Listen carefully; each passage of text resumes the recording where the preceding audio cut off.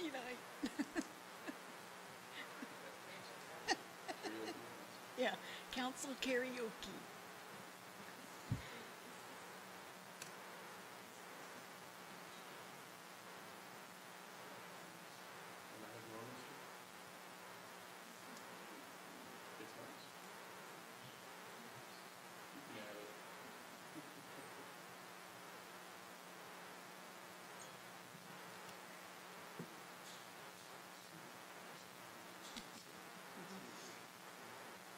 Fund balance is like our savings account.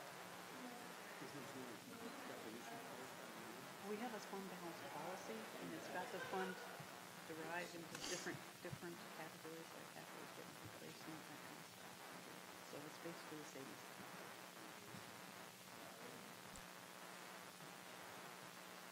The official timekeeper from Verizon is the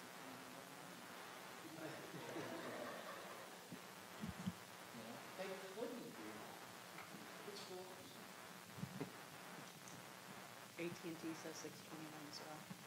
AT&T says 629 also.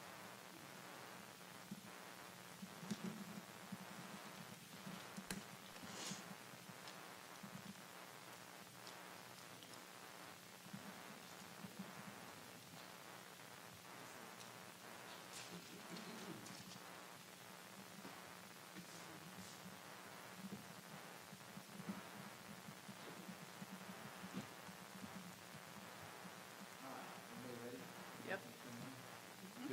All right, it is now 6:20. I'll call this meeting. Thank you. I'm going to lead us into invocation tonight. Ms. Lorna, if you can lead us into the purpose afterward. Many of you know that my full-time job is sports and law. Sometimes we see things that the general public doesn't always see. Yesterday I worked a rapid so tonight's version will be more towards talking about people. So if we can please bow our heads. Dear God, what I come with you tonight is one to give us wisdom in the decisions we have to make here as a council and as a city government on behalf of all citizens of our city. But I also ask that you put your hedge of protection over everybody in their daily lives, and their commute back and forth to work, and the things that go on in their lives, that you protect them and you look over them and keep them safe. In your name. Amen. All right, Ms. Warren. Please rise for the pledge and remove your hats. I pledge allegiance to the flag of the United States of America and to the republic for which it stands, one nation, under God, indivisible, with liberty and justice for all. Honor the Texas flag. I pledge allegiance to thee, Texas, one state, under God, one and indivisible. All right, and as I say in every meeting, the rules of decorum are in effect. Basically, that means be civil and polite to your fellow neighbors and the people here in the meeting. All right, next up is going to be citizens' comments. We seem to only have one tonight. Miss Adrian, it's you. 15, Forensic Court, Adrian Balcom. Okay, so I'm going to start out with positives here. So the positive thing is I'm glad that we're going to get new audio and visual equipment, okay? I don't know what the time is, but I got a lot on my plate, and so I'm not going to be here all the time with City Council. So I do watch after the fact, and one of the things I'm asking if you can be a little bit more courteous to make sure your mics are on and are close to you to speak, okay? I had some trouble hearing some past P&Z meetings and council meetings, so, and I don't know if you want to mention that to P&Z as well, because that's been an issue. So thank you for listening to that. Okay, the road construction. I appreciate that that's being done. We've been waiting for a long while for that.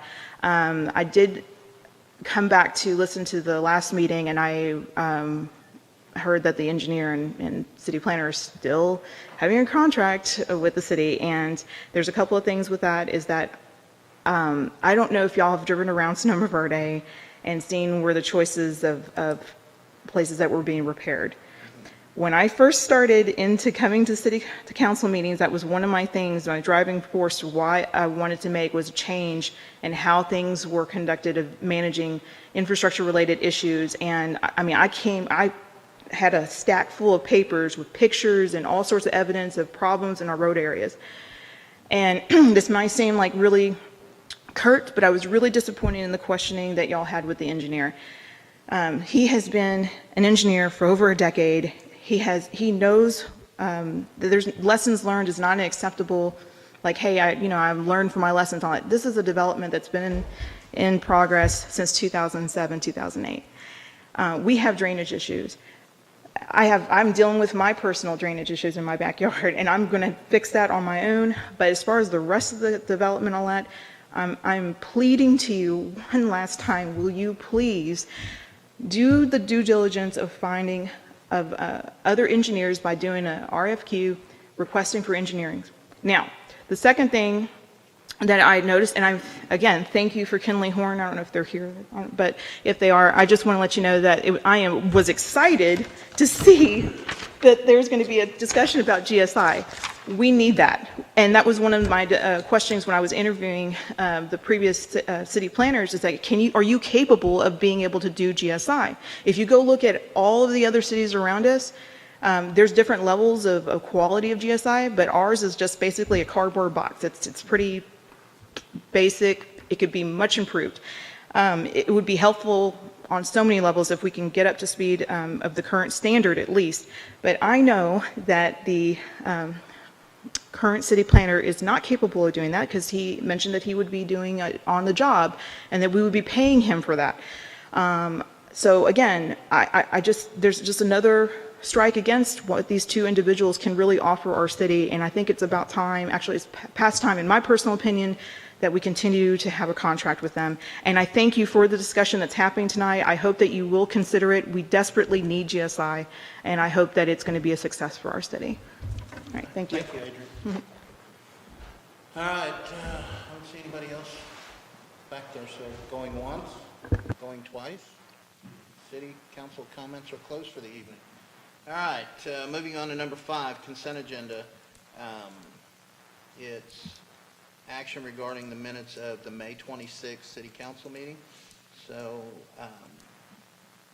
is there any council member that needs to pull that off the agenda to discuss it for any reason?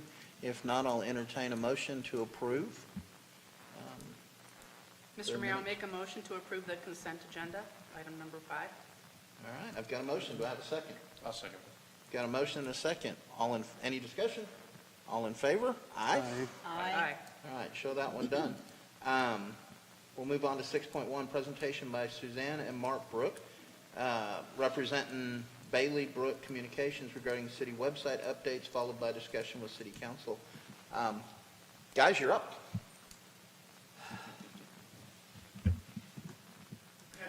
Council, we just wanted to give you an update as to where we are with the redevelopment of the website. So the original development goals was basically to improve the way the information is organised on the website. The current website can be a little difficult to find things you want. Also, we wanted to maybe improve our citizen communications, ways that we can get news, updates, information to our citizens. Another goal, my eyesight is terrible. Another goal was to create a good impression. You know, this is a growing community. There's a whole lot of assets here. We wanted to show those in the best light in order to attract new residents, attract economic development. Also, we wanted the website to be efficient, help workflow, help the staff, city staff, help citizens in the way they interact with citizens and residents. Finally, the goal was to make it easy to update. So I'm going to go through some of those points right now. So the website, as you see it here, this is just a snapshot. One of the main things as far as organisation goes was the main menu at the top. The main menu, what we've done with it, each main category then has the subcategories. As you can see here, we're looking at the government menu. So under government, we've got departments, we've got the city council, agendas and minutes, and all the information is kind of grouped into categories. And that way it's easier for residents to find. It just makes a whole lot more sense. So we skip through. Also with the main menu, one of the things with a website is it develops over time, and you kind of learn what citizens want, what they're looking for. You have frequently asked questions of people calling the front desk saying, I need this form, where can I get it? And so what happens, as I say, over time, is you learn what needs to be on the front page, what needs to be readily available one click away. And so what we've got in the main menu, we've got a section at the end, and it's called I Want To. And under this section, this is where you'll put those frequently requested documents or information.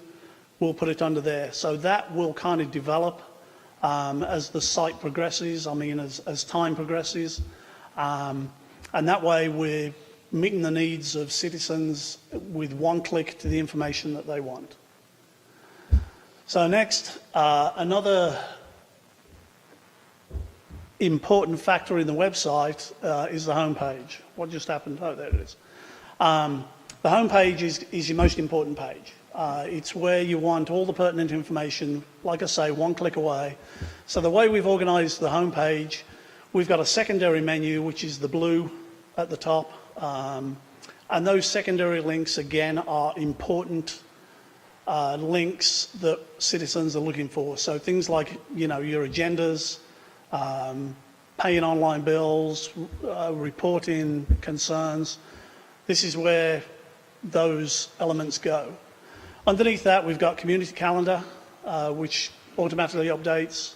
We've got your quick documents, and again, we find out what's needed, what's requested most, and that's what we put here under the quick documents and links.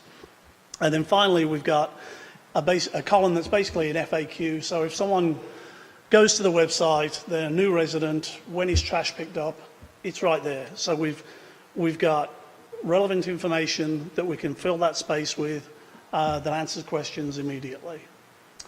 So scrolling further down the homepage, we've got the news section, and the news section is pretty important because it's a way we can get information to residents. It's a way to keep them updated.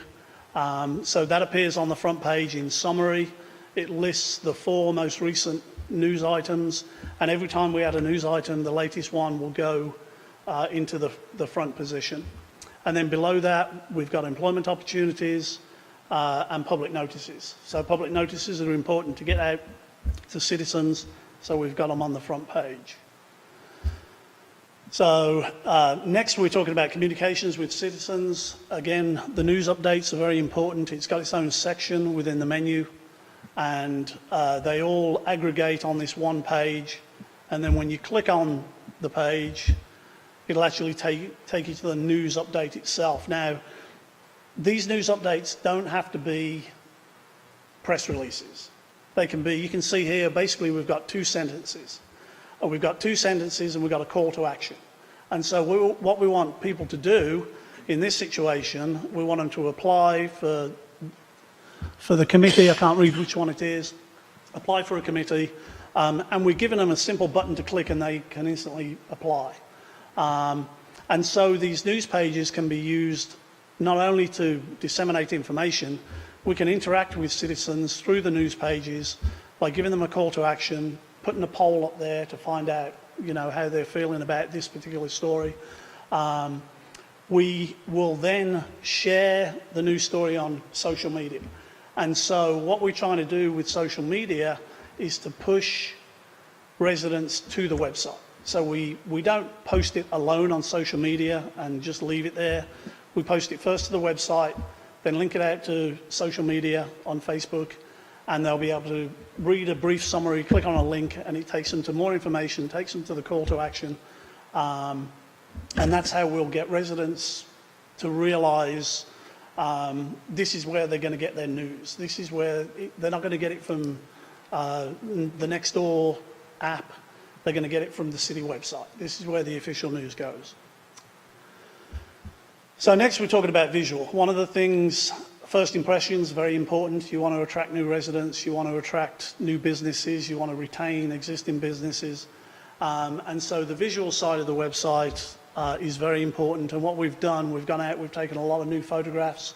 The level of the photography that we're using on the website, we're trying for it to be very high end. And this is the main banner on the homepage. This is actually a billboard. On the homepage, this is the first thing you'll see. It doesn't have to be City Hall, it can be anything. And like I said, it's a billboard in that this image can rotate, we can put text in there, we can put a button in there. If you've got an issue that's coming up that you really want the citizens to know about, this is basically a big advertisement that we can put there and get them that information. Also, from a visual standpoint, each individual page has high quality images that are related to that page. They're not just random images. Here we're looking at fire rescue. We've got some eye candy with the chief, obviously. He's going to make every city look better. Shame he's not here. So from a visual standpoint, the text is larger, so it's easily to read, and things are laid out in just a more stylish fashion than the existing website. Next, we move on to efficiency. Part of the efficiency is being able to find things quickly. So if a builder calls the front desk and says, I need this form, I need this form, someone on city staff can direct them straight to one page that has all the forms that he'll need.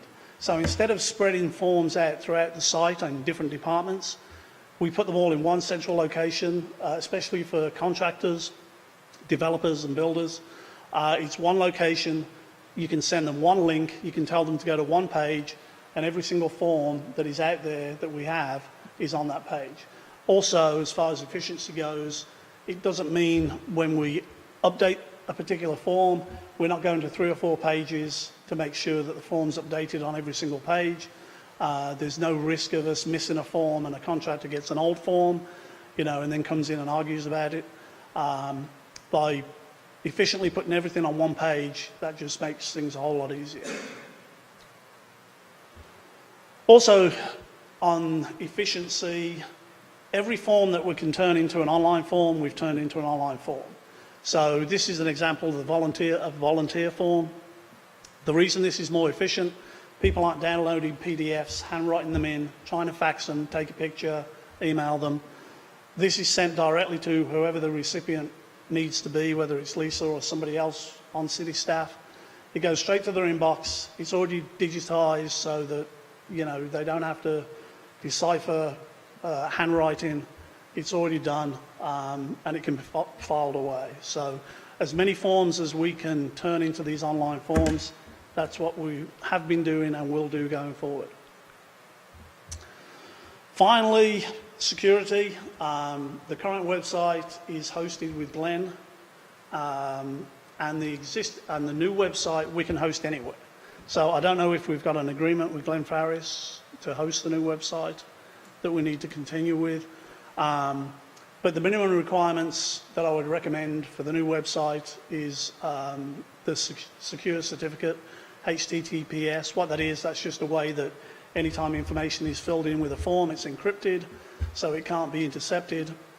I'd also recommend daily site database backups, malicious site scan on a weekly basis, a login blocker which just stops people from trying over and over to log into the website.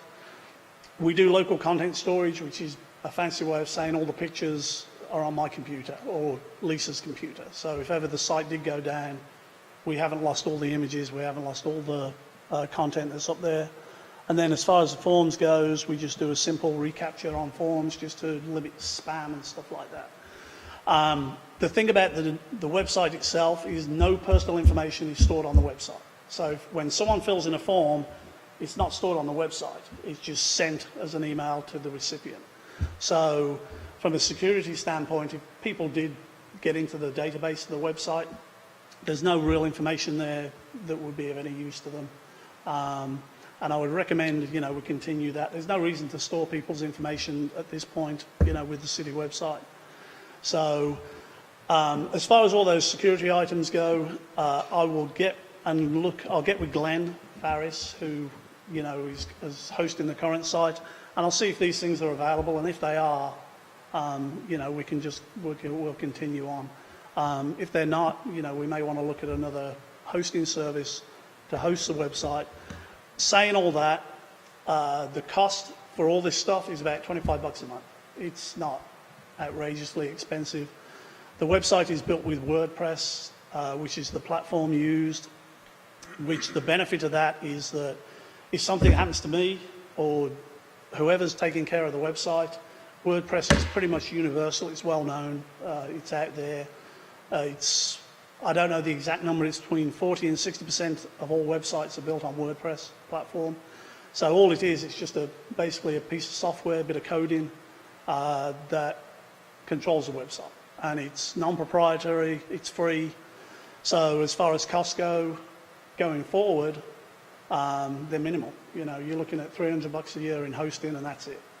So that's about it on the website so far. So it is ready. If you guys want to launch, we've got a couple of updates. I'm going to get with Lisa. Obviously, new City Council members, those amazing new pictures that we took, we'll add those. But the website, the new website is ready to go. What I'll do, though, I'll make sure I get a link to Lisa and she gets a link to you guys so you can fully look through it. If you see any errors, omissions, anything you don't like, anything you need to change, it's an easy fix. So I'll let you take a look at it first, and then whenever you're ready, we can go ahead and make it the official city website. So does anyone have any questions? What happens to all the agendas and the things that we've in the past? In the past. Right. What we've already got, we've moved over all the archived agendas. All the new agendas go through, what's the service? Sorry? iCompass. Okay, so, and the way the new website is set up is it links to the third-party things that the city is currently using. So it links to MyGov for online scheduling of inspections and code enforcement. And it also links to iCompass for all the latest agendas, for the videos. So as long as the city continues those relationships with those companies, we'll continue just to link to them rather than, take them over. So for now, if you click on view the latest agenda, it takes you to the latest. It opens up a separate page and takes you to the agenda that's on iCompass. Same with the video, and again with MyGov. And we can integrate these things as long as you maintain that relationship. But, if you have a change of heart, then we will download all the agendas and minutes that are on iCompass, and we'll just archive them on the current website. And that's what's been done through 2020. So we've got all the old agendas going back to 2018. Now we can go back, I think they go back to 2013 on iCompass. We can go back and grab those if you want to grab those too, just to have them on the website. Lisa, do you know our price on with iCompass and what are we paying or?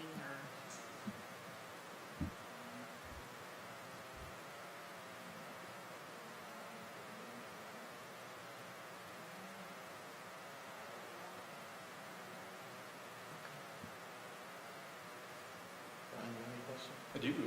Is there a way to subscribe from the website today in case we want to capture do emails or notifications? Yes, and me and Lisa have spoken about this, or Lisa and I have spoken about this. What we're going to do is set up an account with Constant Contact. It's about $29 a month. What it allows you to do is to collect email addresses. It automatically puts them into a database, so we can have various lists, people that are interested in receiving the agenda only, people that want the agenda and the news. We can create these lists through a simple form that's on each, at the bottom of every page of the website. We collect that information, and then Constant Contact, the benefit of it is that we can then create email newsletters within Constant Contact and send them to these databases. it's something that you could do yourself. We could just create an email. But the downside of that is Constant Contact. I don't know how they do it, but they don't get blacklisted. If Lisa sends out, 300 emails to various people, there's a possibility that the email server picks it up and thinks that she's spam, and you can get blacklisted. The benefit of Constant Contact is that they bypass that, and you're not going to get blacklisted.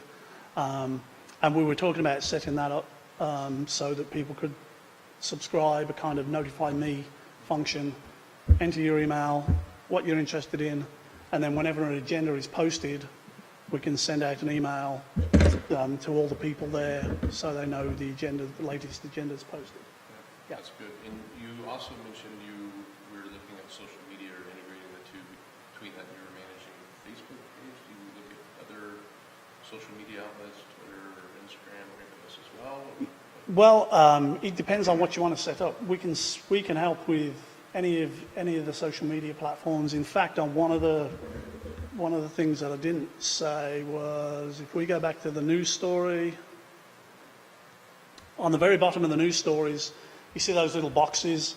They're all social media sharing. So if someone's on a particular page, this story page, they can click any of those icons, and it will post it to their Facebook or their Instagram or whatever. It'll post it to Twitter. Right now, I know we've only got Facebook as far as the city goes, I believe, and YouTube. But we can open up any accounts, integrate them into the website for sure. Instagram's a good one. Twitter is a good one. And what I would recommend is you use them in different ways. Like Facebook is for general posts. Twitter is great because it's kind of like a quick, short message. So, for example, if 205 got shut down and there was a major accident, you can put it on Twitter. You put it on Facebook, people are going to get to it 4 or 5 hours later. You put it on Twitter, Twitter is kind of a little bit more instant.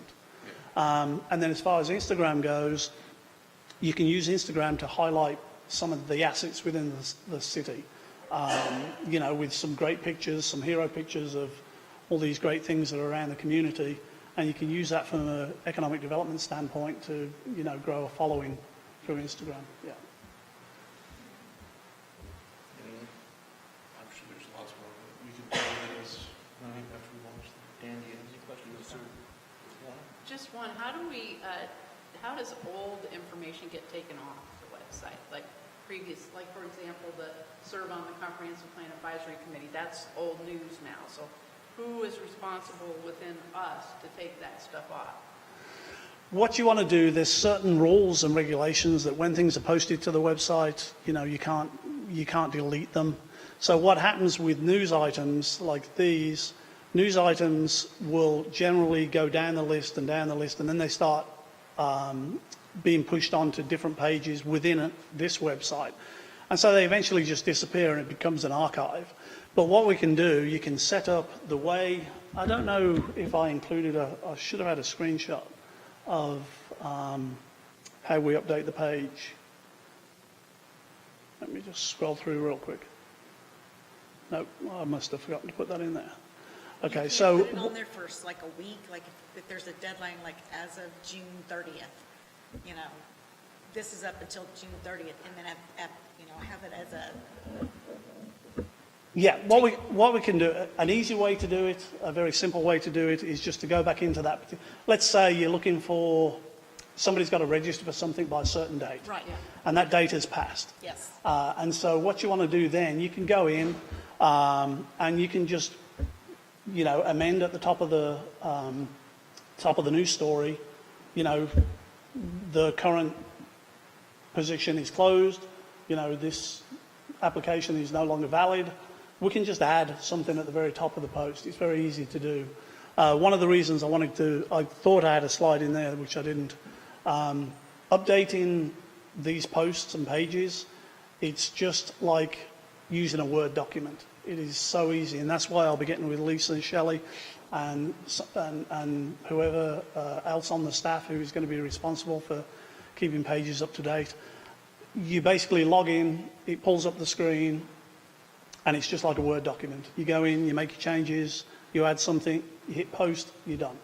So it's very simple to update, very easy. And as far as older news stories, we can go back and adjust them.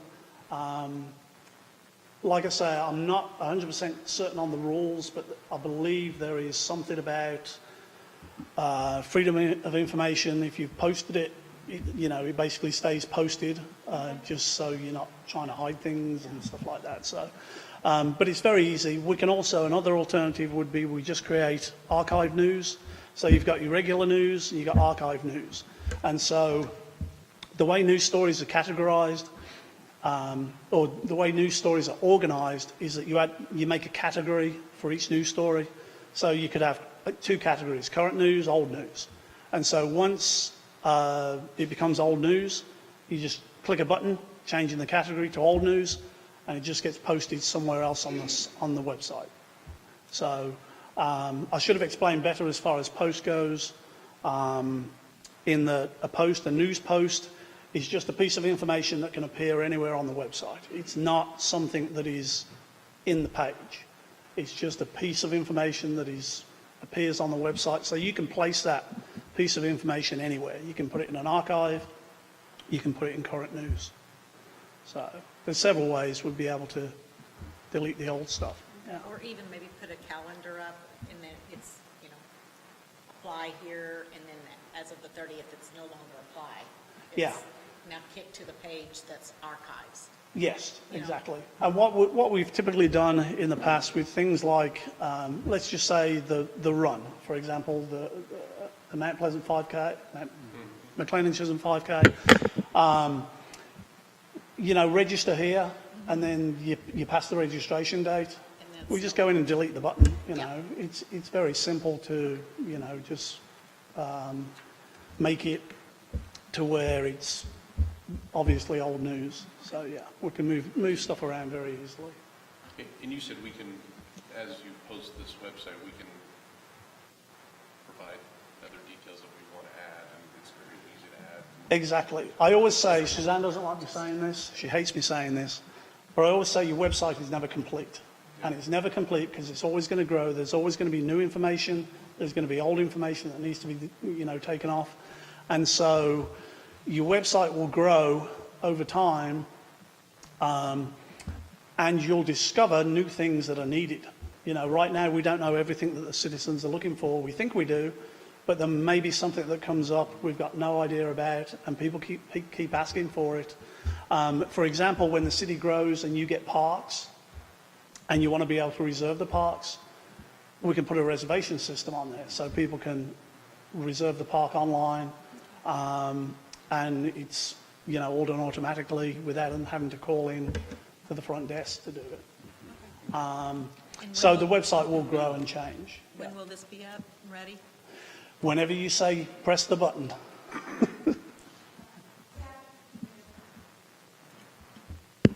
Staff has been trying to coordinate the launch of the website with the launch of MyGov, which is the building permit software, and we're still having a few kinks with that, unfortunately, but we hope in the next week or so we can finish testing it. We're putting in applications as we get them on paper. We're putting them in the system manually and testing them.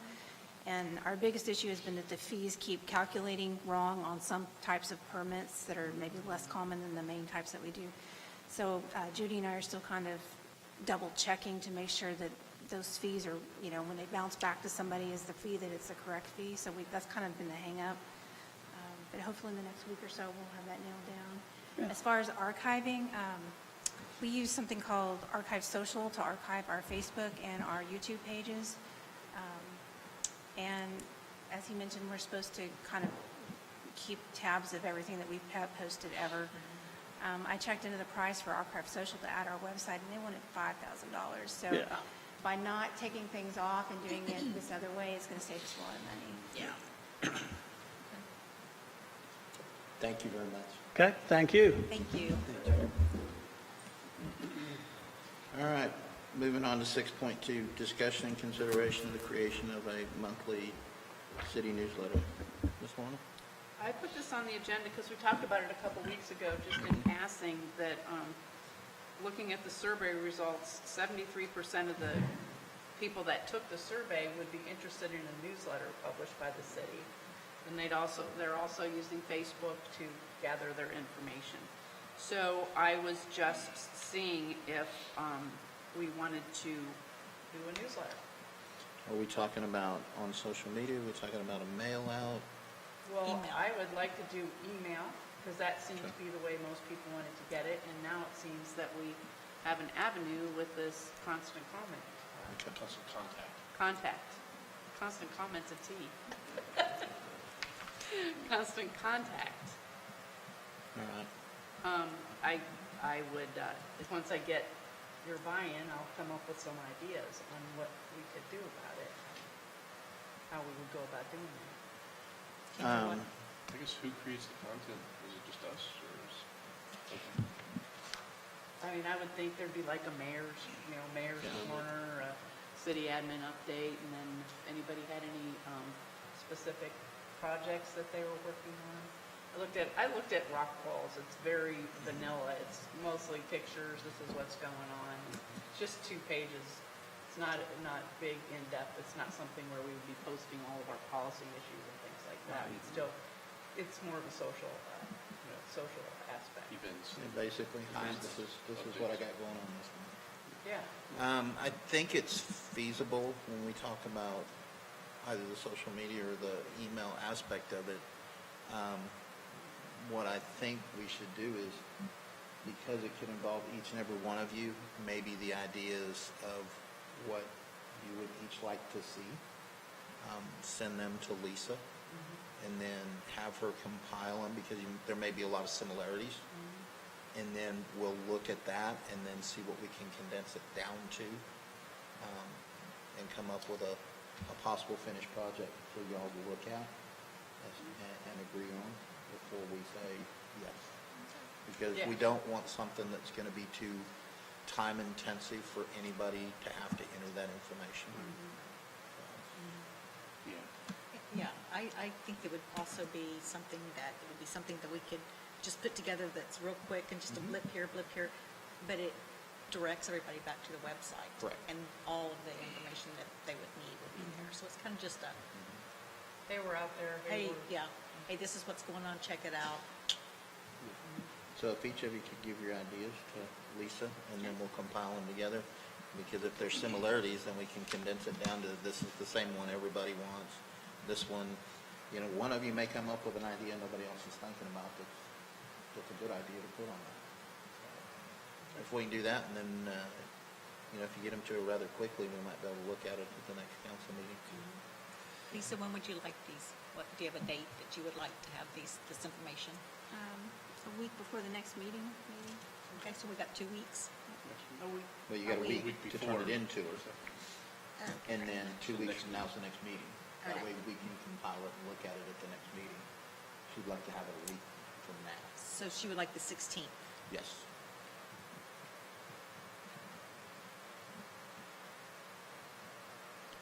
All right. Any other questions right now on that one? If not, we'll move on to 6.3, discussion and action regarding consideration of a master agreement between the City of McLendon-Chisholm and Kimley Horn and Associates for continuing professional services with specifics of each project be set forth and approved by council in an individual project order as needed. Ms. Lisa. Yes, if it's all right with everyone, I'm going to kind of combine 6.3 and 6.4 just for discussion, and then I'll let you vote on those separately. Okay. The comp plan that we're working on as far as the update, it includes a future land use map and a transportation map update, but it does not include updates for every single map that we have. So I was talking to the Kimley Horn reps, and it would kind of be a shame, I think, to put in our dated maps, and they haven't been updated in at least a couple of years. So we're in need of a city limits ETJ map for sure, and depending on how that looks and our satisfaction with it, I think we'd probably like to come back at a later date and maybe ask you for a zoning map update as well. But for now, I've got with Kimley Horn, and they do offer GIS mapping services. So what that would look like for us is they would develop our original city limits boundary in the GIS format, including the ETJ and our ultimate, however far we could ever go, before bumping into another city. They call it the ultimate municipal boundary in GIS.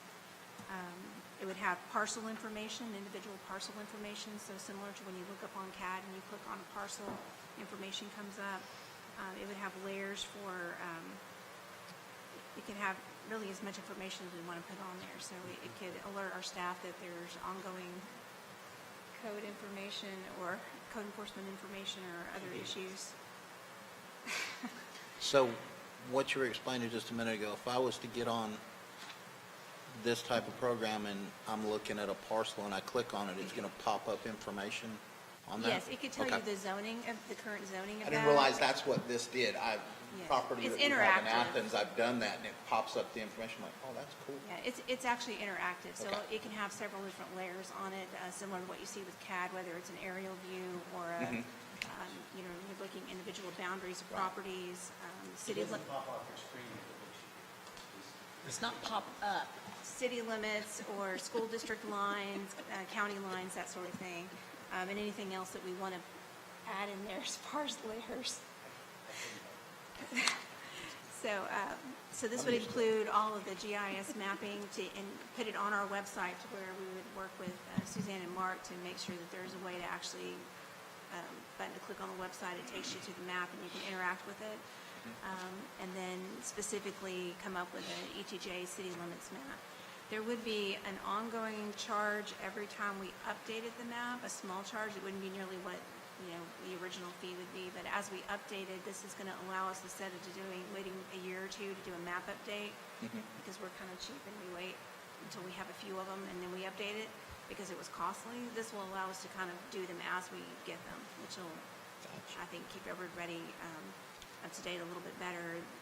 Works for if somebody's house hunting or if you're just looking for general information about the city, if you want to put a business there, whatever. It just kind of gives you that current information where you don't have to call me and ask, well, what's not on the map that should be on the map, that sort of thing. So 6.3 is a master services agreement, which is just pretty much another contract, but it's separate from the comp plan contract, but it kind of goes into the details. I had Mr. Hollow review it. He had one issue with the liability section, and I believe that has now been worked out. And so while it's not been updated in your packet, I think he is now fine with the liability information, so we would just change that one paragraph. And then, And they were honestly, they can be great to go. Just to chime in, so it was a paragraph 11 on consequential damages. You have more information on that, probably have to share with them about that, talk about it, you know, probably snooze. But they were great. I wanted to change things, say, look, you talk to your attorney about these, this is where I'm coming from. Nobody likes to be a bad guy, but I'm going to protect my people. And they came back and said, no, attorney, we review, we'll just mark it all out. You're okay with So this. what is being marked out? The Chapter 11, or excuse Yeah, me, chapter paragraph 10. 11, consequential damages. okay, chapter 11 or section 11, Yes, ma'am. Specifically, page 4. Oh, you're on your phone. wait, yes, ma'am. Here you go.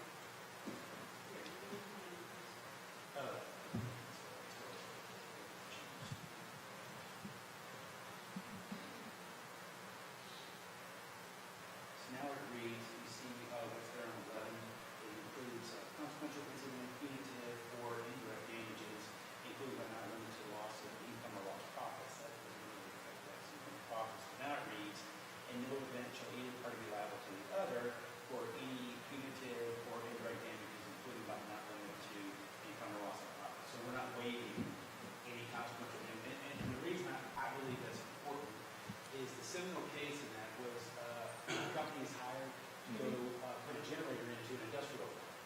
And long story short, they do a pretty crap job, and we know this because it goes up.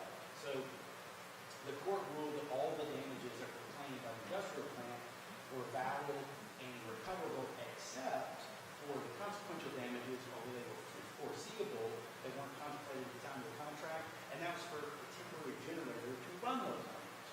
That seems to be like a pretty big deal if you don't include, well, no, you can't recover for a temporary generator, it takes a week or two, and you're running a business, and you, although we don't really necessarily lose profits or anything, if for example, if something happened, just by way of analogy, if something happened, we're down for a week and we can't recover what it costs us to pay somebody to make it run for a week, I thought that was pretty important. They were great, changed it, So I've got no issues with that. We're part of one another. We're good to go. I couldn't see what could possibly blow up with mapping, but as long as the two parties are happy, I'm good with it. Yeah. I have stories from that thing when mapping went wrong, caused annexation ordinances to be wrong, which followed other annexation ordinances, and who's going to pay for that? Which does a snowball effect. Right. But you're happy He's happy as our now. legal counsel with the way it's I'm good. been done? Okay. So 6.3 is the master services agreement with those general terms in it. We did put in there that they can't just tack on new tasks like that. So each individual new task, if we wanted them to do another map or another service, would actually come back to you as a task order, which is 6.4. So if you're happy with 6.3, you can make a motion on that. And then when you get to 6.4, that is actually for the GIS mapping services. So it's a specific task order for an amount not to exceed 5,000. And that would do the interactive mapping as well as create the new Okay. map itself. By doing the GIS mapping, though, they've kind of set the stage for things like the zoning map, which should be probably less expensive this next time. Every time they create something new, they've got all these base layers done. So it should be less expensive moving forward for additional services related to mapping. All right. Well, I'll entertain a motion on 6.3.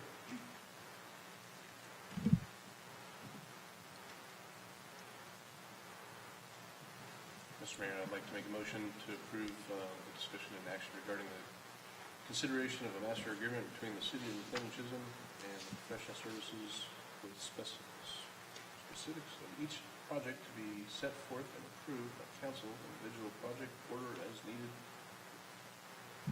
That's it, 6.3. Okay. We've got a motion. Do I have a second? Second. I've got a motion and a second. Any further discussion? Yes. How does this bind us, how does this bind us in any way to only using Kimley Horn for certain projects? No, just for this one task, this mapping task. So we still have a contract with Mr. Coker, and I did contact Mr. Coker and ask if he was okay with this because our primary contract for a planner, that he does not have the ability to do GIS, and he was perfectly fine and agreed that we needed to update our maps.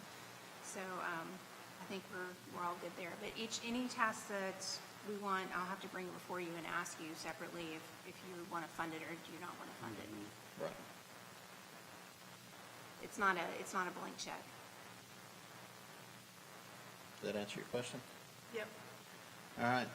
Any others? If not, all in favor? Aye. Aye. Aye. Lorna? I think I'm okay. Okay. Show that unanimous. Think through it.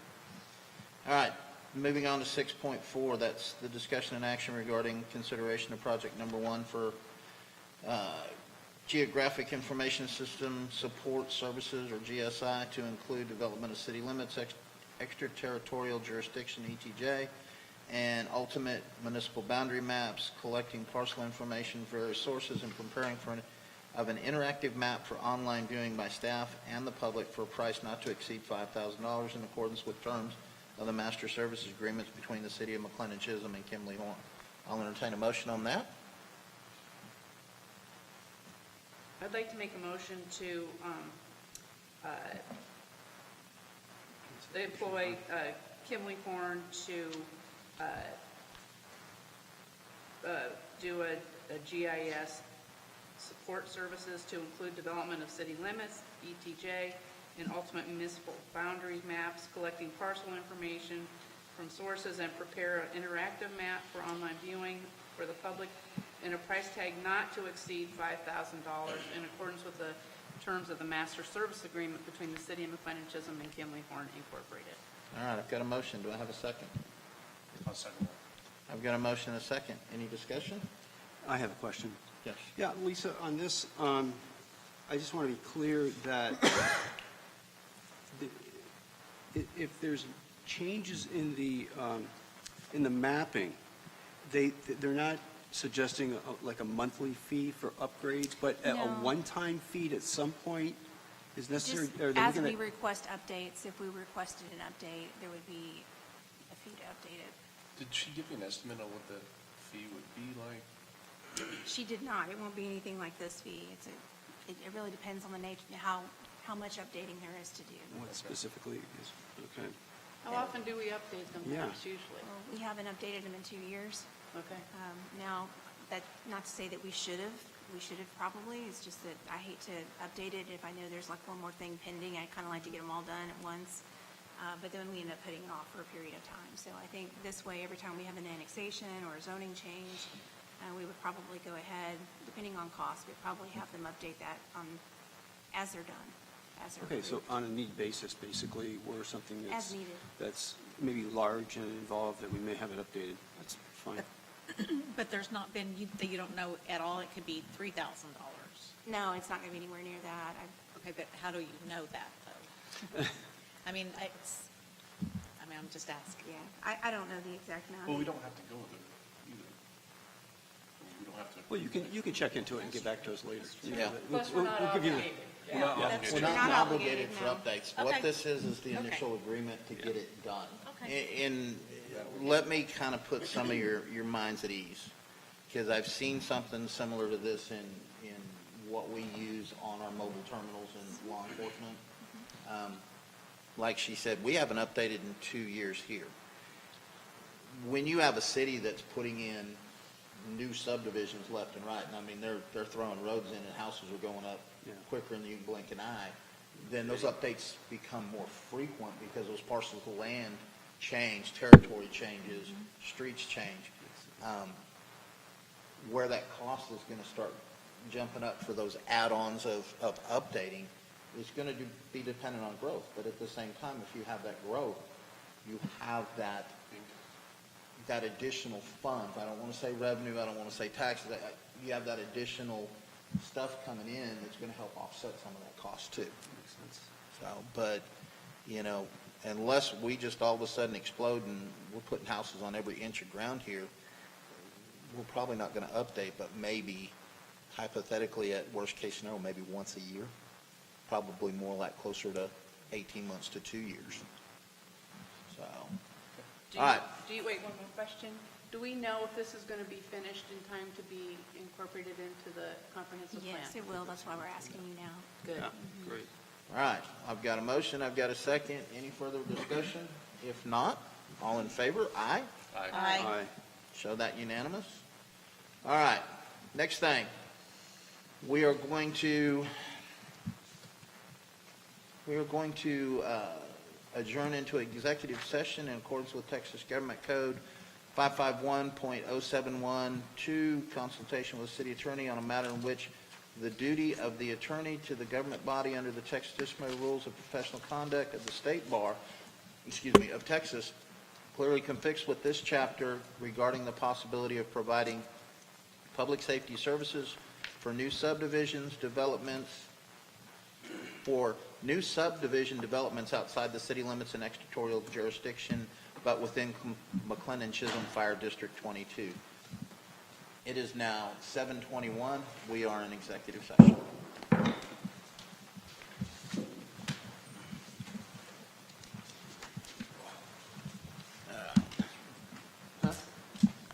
Yeah.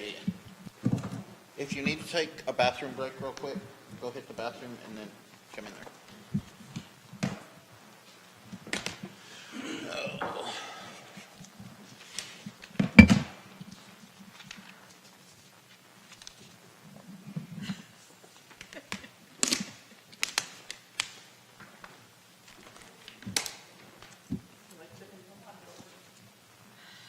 I just texted her and asked about the price. She didn't give me a price, but she said it would take less than 30 minutes to do an update like that. So we're probably looking at a very small charge.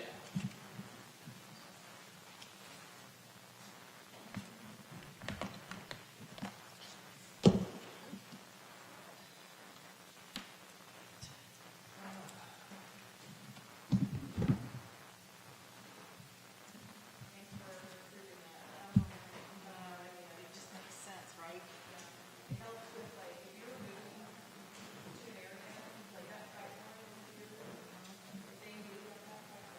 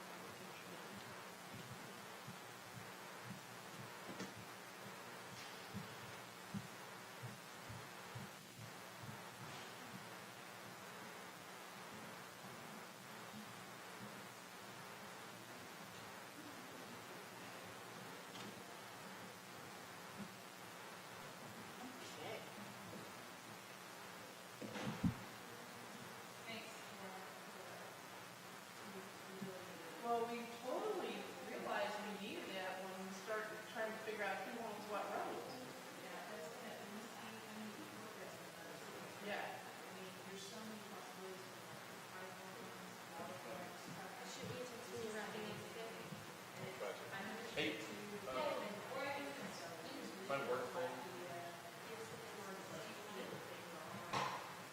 And rest assured, we hear what you're saying about the plan, and we're listening. Okay? Don't run.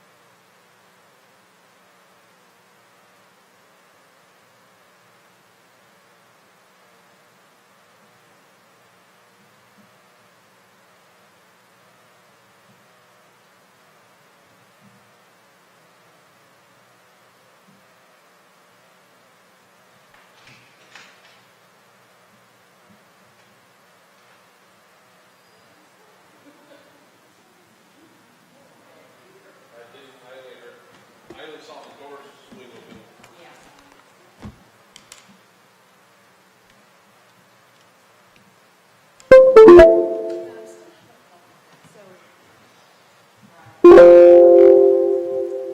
That's fine. You don't have to. I really didn't hear that. Not enough to put anything together.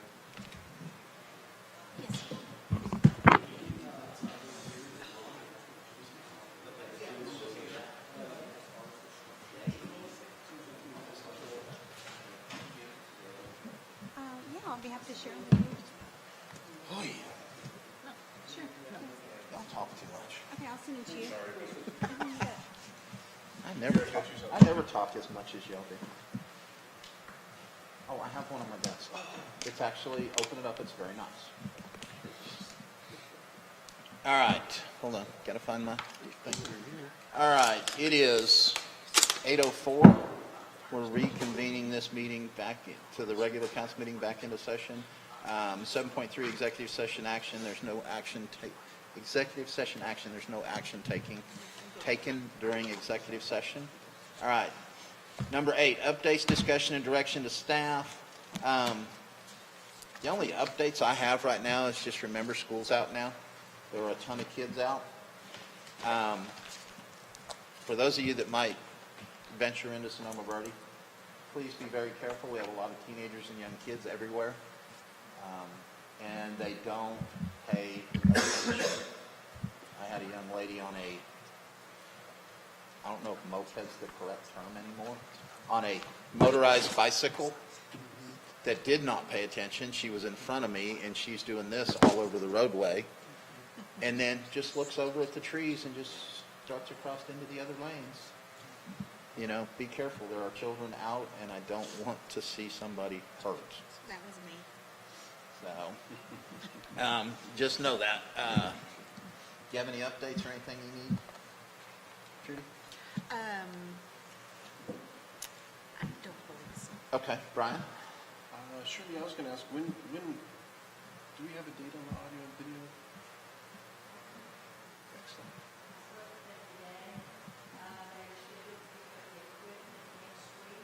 Okay.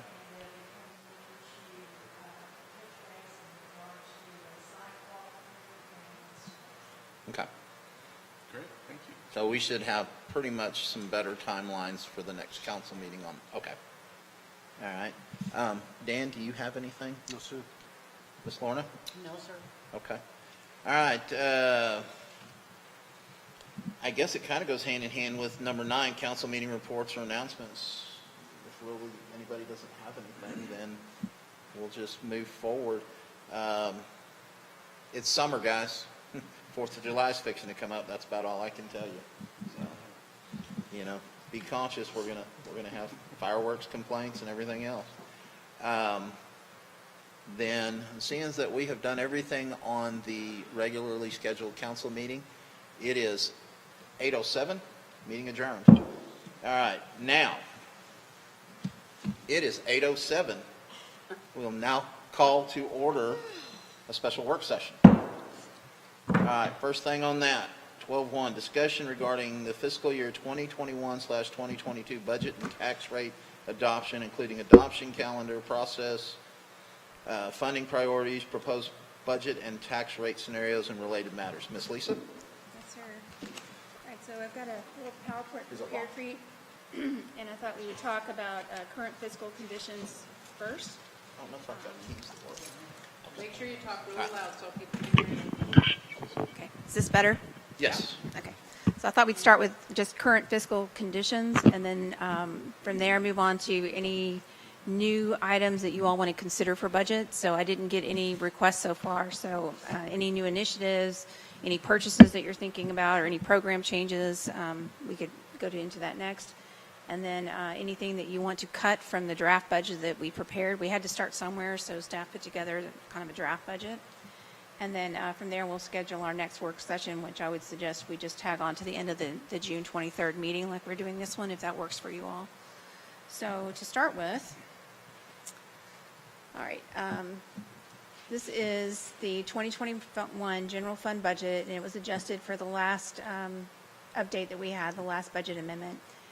So my concern here is this, and this is a little pie chart, and it shows where our revenue comes from by source. So franchise income is that darker blue, and building permits is the orange, sales tax gray, property tax yellow, and miscellaneous is that other little 10%.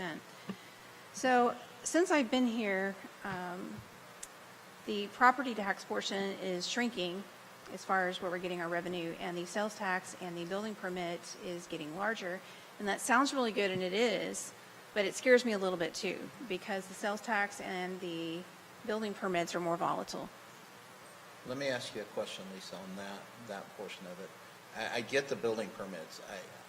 The property tax shrinking, if we have subdivisions that are still building homes, homes aren't just disappearing. I know they change ownership, but why is it shrinking? Okay, so I probably didn't say that very clear. So these are just the sources of the revenue and the percentages. So what we're counting on now is we're counting less. The property tax that we're taking in isn't less. Okay. It's just the percentage of where all the money is coming from to support the budget has changed a little bit. Okay. So we used to rely more heavily on ad valorem revenue and less on sales tax and building permits. Okay. But we've become very, very dependent on building permit income, and we need it now to survive. Okay. And it's kind of the same thing with the sales tax. So the last couple of years, that's really shot up, and that's great. And part of that is remote sales are now taxable at where the point of sale sometimes is considered a person's home rather than wherever the business is located, if it's located out of state. So that's all well and good. But those building permits and the sales tax are a little bit more, whatever the economic conditions of the day and what's going to happen tomorrow, and we don't know that part. Right. So sales tax, I don't see it taking a sharp dive because people, Right. Even during COVID, they were ordering from home like crazy. So Amazon and all those places. Yes, ma'am. No, that was me. Oh, I hear you, all of us. UPS and Ireland. The building permits, let me see if I can get to this next slide My wife here. was trying to keep pace with you, too. Actually, real quick question. Yeah. So if we order something on Amazon, some of the tax comes to the city. It depends. It depends on the business that you're buying it from and kind of the specifics. So the comptroller's got some really odd rules about how all that gets applied. So it depends on whether that business has a physical structure in Texas or whether it's in another state, and then some other things I think even depend on the type of product it is. So, but we've seen. There are some monies derived from that. I'm sorry? There are some monies derived Oh, from yes, that. yes, a great deal, in fact. I hadn't even known it. Yeah. That's we- great. The last 2 years, and especially this last year, we've really seen a huge Sure. increase in that, which is a wonderful thing. It's great. And I don't think that we're going to see a sharp dive in those sales taxes because people will still order, the things that they need. Even if they don't order the things they want, they're still going to order some of the things they need. But the building permit does scare me a little bit. And part of the reason why is just because it goes up and down so much. I'm going to see if I can get this slide to show the bottom of it. Not that one. I think I cut off the bottom of my slide. Well, I have a printout, and I'll just tell you what they are. So are you seeing less bills than compared to previous years? Is there an average? No, number they're of bills? higher, but they change from month to month. In May, we had 1. Other Okay. months, we've had 25. Okay. And part of that, right now in McLendon-Chisholm, is there are a couple different things going on, and one is just lot availability. The inventory for lots that are ready to go is low right now. Sonoma Verde hasn't quite got that next phase, the lot pads ready to sell off Right. to the builders yet. They may have some pre-sales, but they're not ready to build on just yet. Kinda And the like- other part of that is just the lumber costs and Right. construction costs are up. Certainly, because So of- they've actually limited, some of the builders have actually limited what they're going to sell, because if they sell it today, the cost of lumber may be different in 6 months when they actually start building that home, and they may have underpriced it. So sometimes you're only, they're going to limit their sales to 3 or 5 a month, and that sounds silly, but they're trying to protect themselves from taking a loss Right. or reducing their profit. And that's happening now more, Dan, than I realized, talking to some guys I know that work in the construction industry. Yeah. First off, obviously, all of us know all the rain we've been getting. They got to dry the lot out before they can do anything with it because they can't build on mud. And two is, I know guys that build homes, but they've had to go back to some of the people that they've done work for and go, hey, that price we gave you last month, we can't honor it because the price skyrocketed on certain materials to where it's almost, yeah, it's almost a half to double what they originally bid it for and what their cost is. Materials have gone out of sight. I mean, I had a guy tell me the other day, and I thought he was just being funny. You know, sheet of plywood, just a generic sheet of plywood used to be $20. Now it's close to 95. So when you have costs like that going up, I mean, the builder's not going to absorb that. He's got to make a profit too. So costs are going up substantially. So they've got to be very careful, which limits what they're going to sell right now. I did cut off the bottom of that slide I really needed, but it was going to show you the up and down. So it's the up and down that you'll see that the sales tax moves a little bit more, and then the ad valorem revenue is kind of our steady. So 99% of the people, believe it or not, pay their taxes, and that you can count on. It's just the building permits, who knows? You know, interest rates, economic conditions, it all kind of changes. So everything looks good. I think next year will be another good year too. We've got some lots. I keep in touch with the developer over in Sonoma, and they kind of let me know their timeline for getting those lots online. So I expect some will be August, September. We'll have about 40 more lots released, and then probably January, February next year there'll be another group that gets released and ready for construction. But in between there, sometimes we have these little lulls where there's just not that many available. They may be the lots that are just not the prime ones, for whatever reason. So we kind of go through these periods where it's a little bit dry, and that part scares me just a little bit. Okay. Thank you. Yes. Question? No, he just said thank you. Thank you. Okay. Okay. Speaking of Then I was going to go over real quickly, just kind of, if you look at this wheel, it kind of just breaks down by percentage. I think it's an easy way to sort of see where we're spending our money. So public safety, 34% of our money goes to public safety. Now that public safety number includes salaries for public safety. Where it says employee costs in the yellow, that's just our administrative employee costs over there and benefits, but we've lumped the public safety salaries into that orange. Let's see, capital expenditures, those are, big items, big ticket items, whether it's building or supplies that last long-term, vehicles, that sort of thing. Now, would the fire truck go in the 5% or does it go in the 34%? It's going to be in the capital, so the 24. Hey, Lisa, is there any way, do you have this where you could send this to us? Yeah, I finished it about 5 minutes before you got here tonight, but I will send it to you. We just can't see The it reason over is here. we can't. Oh, is see it hard? Oh, I'm Yeah, sorry. It's just that we can't see. I've got them in. Don't Oh, worry. okay, I can email it to you real quick if you want to give me a That would be minute. very helpful. Yeah, I can do that. Let me go to my office and do it real quick. You give me like 2 minutes. We need a bigger monitor. Yeah. Give her a minute to do that, and the old man's going to use the bathroom. Okay, and I'm gonna. Are you do adjourn or are we okay? Do what? She's just going to go do that, and I don't think we need to adjourn for her just to go send that.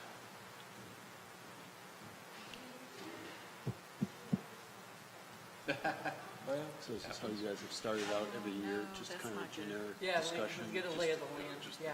Oh, just here, I okay. haven't been through this before, so This was very nice. maybe next year hardest thing? I'll be an old pro at it. No, it was nice, wasn't it? No, yeah.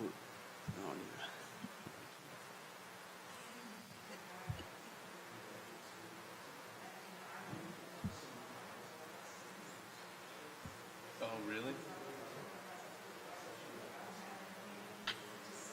I saw you move over. I was like, wonder.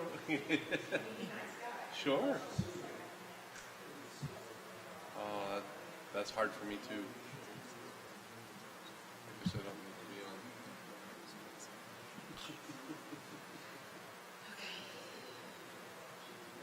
Is it strong?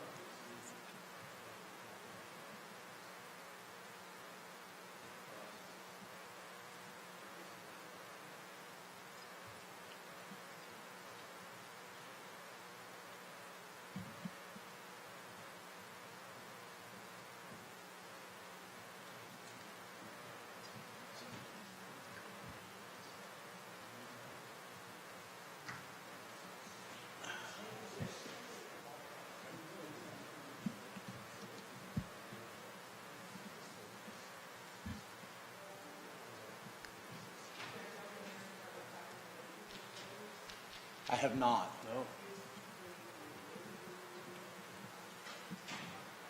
Mm-hmm.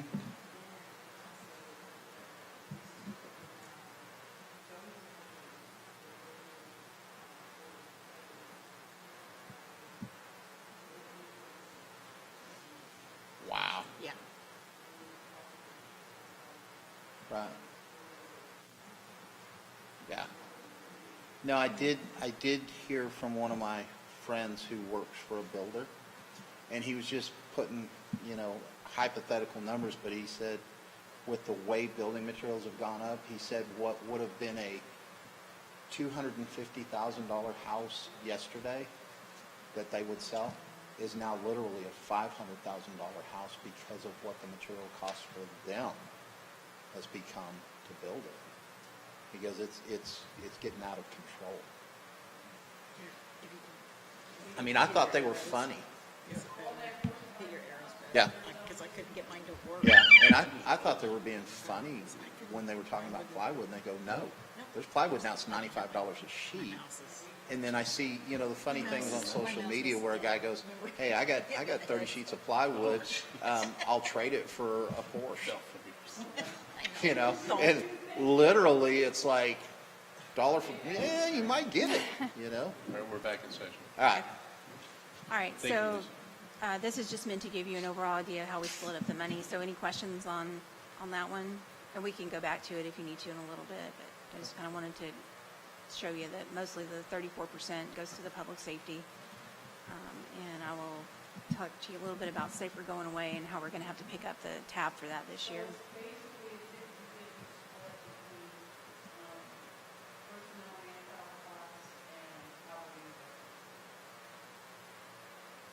Yeah. Yeah, I would. That's I pretty would. good. Yep.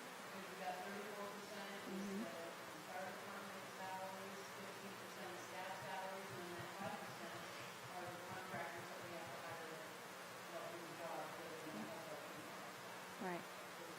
Yep. I'll go with that. That's about right. Okay, let's see.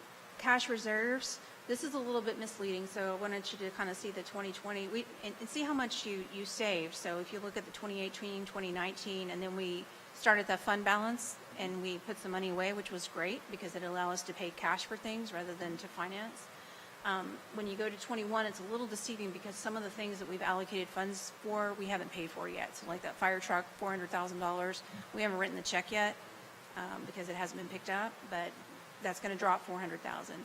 A lot of the sewer costs, they're going to bill us as they complete portions of the project, so that hasn't all come out yet. So that'll be another $400,000. So that number is going to drop before the end of the fiscal year. So instead of having it where the 2020 level is, you can kind of go back down towards more like about a million. It's going to be end up about where we are. And I'm going to suggest in the new budget in a little bit that you think about replenishing some of those funds. I don't think you can do any of it in 1 year, but to just sort of think about budgeting so that you start replenishing some of those funds.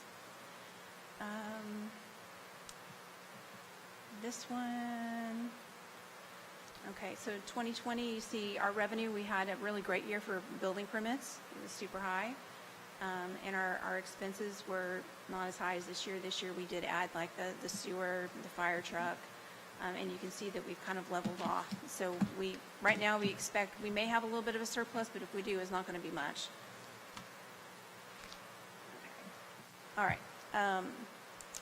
This gets complicated a little bit, but sales tax for property tax, and I may have the year off a little bit, but approximately 2012, maybe give or take a year, the city held an election and approved a higher sales tax rate that allow us to use the full 2% of what cities can use. So when you go to the store and you pay 8.25% sales tax, here in McLendon-Chisholm, 2% of that, or in any local jurisdiction, usually they can keep 2% of that. Some people use it for economic development. Here in McLendon-Chisholm, we need it to survive. It's part of our general funds. That same year, though, was it 2015? Was it that late? Okay, I guesstimated.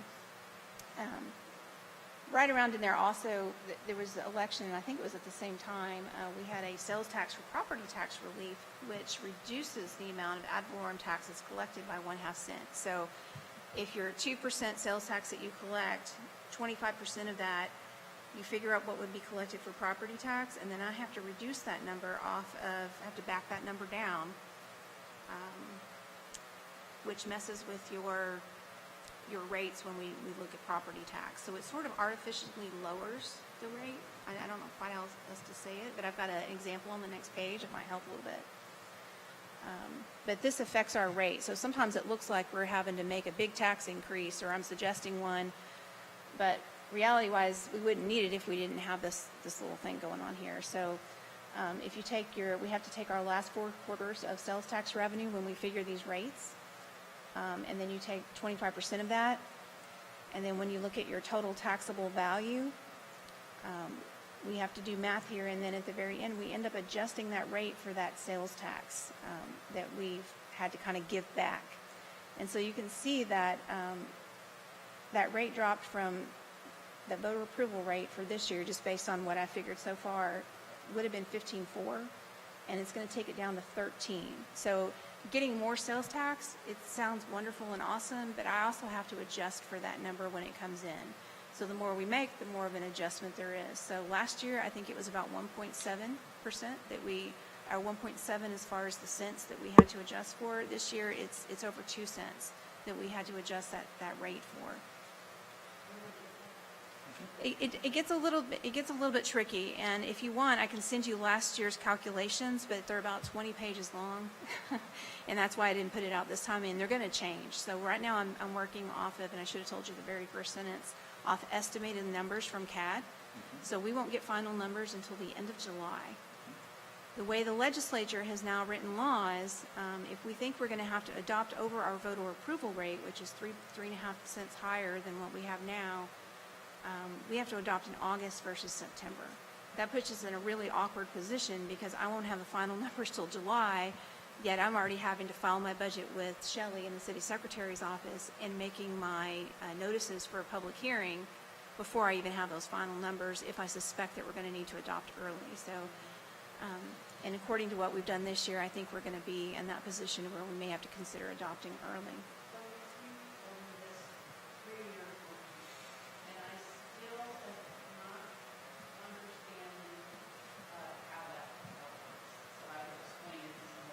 I can explain it. You can or can't? Yeah. No, I could not explain No, it he's saying, either. same problem. Yeah. Yeah. Well, I'd hope to have the accountant here, but unfortunately with tax season being extended till June, he's been a little tied up and he hasn't been here, but he could explain it better than I could.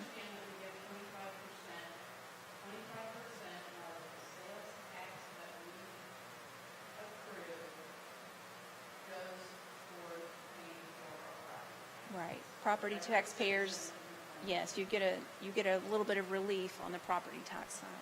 But how does that then bite us in the, what, when it comes to figuring out our tax? Well, we have to adjust our voter approval rates, and we have to figure in subtracting out that portion of what would have been collected from property tax revenue. And so once the math is done, this year's damage is going from 15.4 to 13. Okay, so our voter approval tax rate, once we did that initial calculation, was 0.154686. Yes. Then you have to subtract the 0.02460, and that 0.02460 is the sales tax in cents. That's the Yes. part of that's the percentage that went back to the property. Right. When we figure out what the amount is in the sales tax, the actual dollar number, So it's basically a shelving. It was a shelving when we did that for the sales tax. I don't. That's something that can get reversed. Yes, but it has to go. It has to be an election. So we'd have to probably for the May election, you would put it on there as a special election, is what it would be, and you would want to rescind it if you wanted to go that route. But I think it's. Yeah, I think it's hurting you rather than helping you. And like you said, it's still funds coming, and so maybe it doesn't matter so much, but what it does is it messes with your numbers, and it makes it look like you're looking for a big big tax rate hike, when really we're just compensating for the way the sales tax gets subtracted from the property tax. There's an area down here that we could put notes. Can we, I mean, is that okay to do, or does that go to you, or? Okay, never mind. You can do whatever you want. Just You want to can- make sure it doesn't go showing up there. No, I Okay. just emailed you that. So Okay. what I'm going to show you here in a minute is just our original draft budget, and what we did here was I didn't receive any special requests from council to consider anything. I think earlier in the year we had talked about things like tornado sirens or weather sirens, whatever you call them, and a few other things. I didn't put anything special in here. This is mostly a status quo kind of budget. Chief is not asking for any additional personnel. He is asking, I'll get to it in a minute, but he's asking for a little bit more maintenance money and things like that for operations. But, well, let me just kind of do it one step at a time here. So the things that we assumed in the budget that I'm going to go over here with you is we assumed that the building permit revenue, we projected it out to the end of the year and came in at $808,000. So we use that same number for the next year.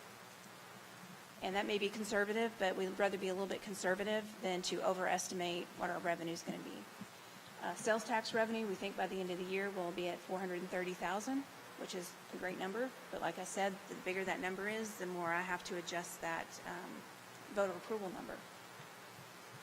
And then to get what we needed to balance the draft budget here, I had to use a tax rate of 18 cents, so which sounds like a pretty good hike. I just want you to know where the assumptions came from first. Okay, so things that I built into the budget before you start looking too hard at the spreadsheet on there. Code enforcement salary, the only real personnel adjustment that we suggest is moving the code enforcement officer to full-time. And you have a sheet, I think I handed out to you, that shows it's only about I don't have it in front of me, about $15,000 difference is what it would be, because some of what Kelly Stockberger does, we're for septic inspections and reviews, we're actually proposing that the code officer take that on. Kelly is wanting to just really focus on health, you know, her restaurant inspections, things like that. That part of her business has really grown, and she'd like to let go of the septic. Last year or the year before, we tried actually hiring somebody else, and it didn't work out very well. But our current code officer is willing to go to the necessary classes and take that certification on. We also use him for other things besides code enforcement. We don't have a public works department, and I can't put up a stop sign all by myself, so when one gets knocked down or I need a street sign replaced or something that we're responsible for, he's actually been very open to kind of doing those odd jobs that really don't fall in his job description, but we all kind of have to do that here. Is, you know, if we need it done, somebody just figures out which one of us is going to do it, and we do it. But we think we have enough to keep him busy full time, and so his code officer duties, and then taking on Kelly's septic inspections, and then any of those other odd jobs like public works types of things that need to be fixed or repaired, or things that I can't do for sure. So that would be, once we all balance out, you know, take away what we normally pay Kelly and we balance it all out, it comes to about a $15,000 increase for the year. We're already paying him TMRS benefits because he works 25 hours a week, but we would add in the health benefits, so that would be tacked on there. Okay, the other thing we're adding on here is when we hired him, we didn't really give him a budget to work with, so we needed to we bought him a vehicle, which is great, a city vehicle. But we didn't really put in a budget for things like fuel, vehicle maintenance, or just budget numbers to work his job. So we have lots of mail that goes out, certified mail, a lot of that, and you know, that might be $6 an envelope. We may have several of those a week, which doesn't sound like much, but it adds up. And then we do encounter some situations where you probably noticed around town we may have buildings that look like they're about to fall down in certain places. He can send out notices all day long, but in the end, if a property owner is not willing to comply or they don't have the means to comply, we're asking them to tear something down that's not habitable, it's not safe, or they might be an absent property owner. Maybe they live in the other side of the United States or something, and they just don't care and they're not responding to us. We can go in and condemn it and take it down, but we need a budget to do that. So I don't know that we want to do a ton of them, but maybe every year there might be one or two that we want to consider that are so bad, such an eyesore, that the property would look better and cleaner if the building just was not there, and it would be safer.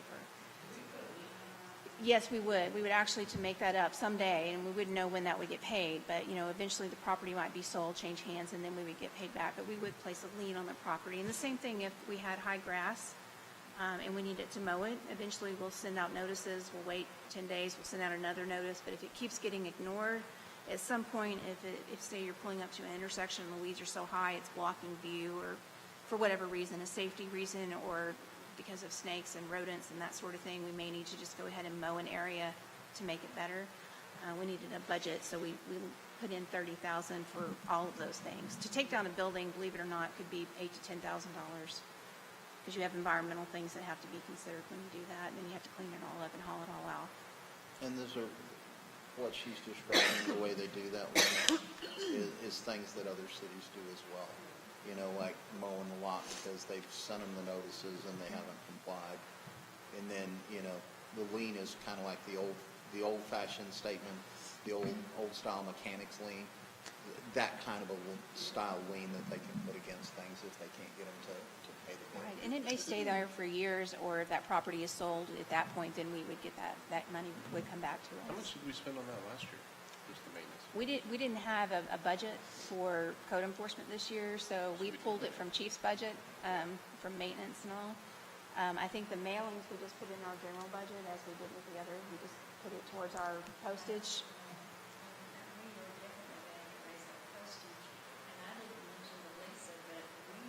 Support.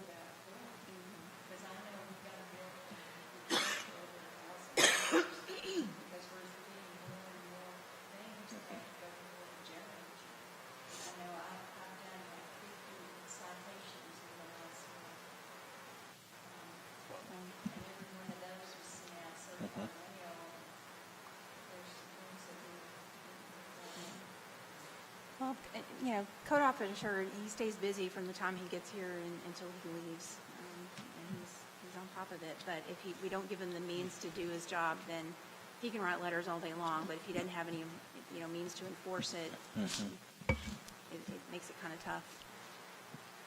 We didn't build in any salary adjustments, and I didn't know what you wanted to do as far as raises. I put in a 3% kind of a cost of living just as a placeholder for now. I do have some salary surveys that I think would probably be worth looking at. My fear is that we are falling kind of off the edge, and I think you may start someday losing some people because of salaries not being even on the chart with some others. Sometimes there's some pretty big variances, and I want to hand this out. I'm missing a couple. I've got some blank spots on here, but I did get some salaries for the same positions that we have, just to kind of compare with the other cities in the county to see where we were. I wouldn't expect as a city our size to match Rockwall or that, but sometimes when you train somebody, and I'm mostly thinking about public safety, and you spend time training them and you get them on board, and then you kind of hate to spend all that time and invest in them, get them gear and everything that's specific to them, and then have them walk away to the next city. And I know, for instance, he is actively hiring and recruiting people right now, so I just kind of hate to get to that point where we start losing folks because we're not anywhere close to being competitive. Guys, here's what I'm going to suggest. We take notes on what she's giving us, and then we can ask questions at the next meeting. Yeah. That way we can do our homework And maybe by digest then all I'll the have a information. few of those blanks filled in. So we've requested some information, we just haven't received quite all of it yet. Liability insurance, we're insured by TML for liability, workers' comp, pretty much all of our insurance other than health. And liability insurance is expected to increase, they told me 16%. And that's just not a cost we can control, and that's just is what it is. Archive Social, I think I mentioned during the meeting, is what backs up our social media, Facebook, YouTube, and we have to have this kind of in place for open records requests. If we get somebody that wants to request, from one date to another date, or all postings, for a certain time period, we need a way to make sure that those aren't lost. And so Archive Social we've had them for a couple of years now, but they are increasing their price this year, $600. General planning expenditures, we budgeted $25,000 for general planning. So this would be when staff seeks advice from Mike Coker, or we offer a free complimentary 1-hour consultation. Most fees we pass through. So if an applicant comes in, say for a plat or a Board of Adjustment case, they pay an application fee, which is kind of an administrative fee. It covers if there's advertising costs, that sort of thing.